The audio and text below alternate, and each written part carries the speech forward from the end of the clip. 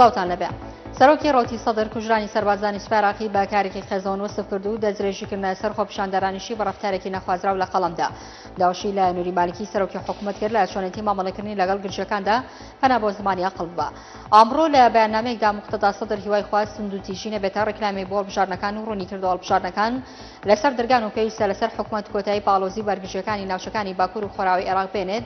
تاکیدیشی کردەوە کە بەپێی ئاین و بیر و باوەڕیان دەبێت بەدەستێک گوڵ و بەدەستێکی تریش فەلکە زەیتون بە براکانمان لە سوپای عێراق ببەخشین.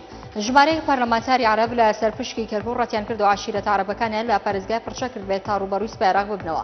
هۆشداریشی دا حیزبە کوردەکان لە خۆستنەی ڕۆژی ناجێگیری ناوچەکە و ڕەوانەکردنی هێزەکانی پێشمەرگە بۆ ئاراستەی ناوچە عەرەبەکان لە کەرکوودا. ئەو پەرلەمانتارانە لە بەیاننامێکدا ڕایانگەاندووە و دەنگویانەی باز لە پڕچەکردنی عەشیرەتە عەرەبەکانی کەرکوو دەکەن تا دژ بە سوپای ئیتیحادی بوەستنەوە پڕۆپاگەندەن و دوورن لە ڕاستیەوە. تاکیدیشی کردەوە عەشیرەتە عەرەبەکان بە هەموو توانایەکیانەوە پشتگیری لە سوپا و پاراستنی یەکێتی ڕیزەکانی گەل و یەکپارچەیی وڵات دەکەن. سەرۆکی ئەنجومەنی سەحوەی عێراق ڕایگەیاندوانی وێنە بە هەوڵی ڕۆڵە عەشیرەتەکان دوو بکوژی سەربازی عێراقیەکان دەستگیر بکەن و ئاشکراشیان کرد کە بڕی 50 ملیۆن دینار وەک پاداش شەرخان کردووە بۆ کەسێک کە بکوژەکانی تری 5 سەربازی عێراقیەکان لە پارێزگای ئەنبار دەستگیر بکە. لە لێدوانێکدا بۆ سۆمەرنوویست ئەبوڕیشا ماژی بۆ کردووە کە بکوژانی سەربازی عێراقیەکان لە ئەنبار بەپێ سزا دەرباز نابن، هەر بۆیە بڕی 50 ملیۆن دیناروان وەک پاداش شەرخان کردووە بۆ کەسێک ئەو بکوژانە دەستگیر بکە.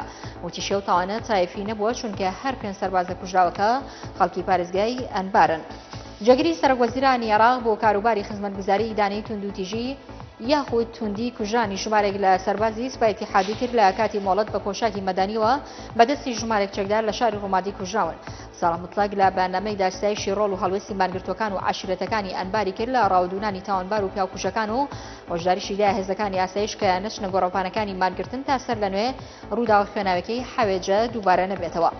بەو هۆی کار بۆ تێکدان و شێواندنی پێکاتە کۆمەڵاتی عێراقیەکان دەکەن هانی ئەنجامدانی توندوتیژی و تۆڵەسەنەوە دەدەن دەستەی ڕاگەاندن و پەیوەندیەکانی عێراق بڕیاریدا کاری 8 کەناڵی ئاسمانی عێراقی هەڵپەسەرێ.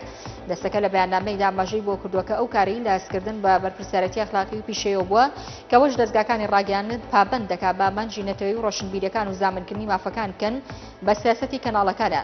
هەروەها بانگەواز بۆ گیانی لێبوردووی و پێکەوە ژیانیش لە نێو هاوڵاتیاندا.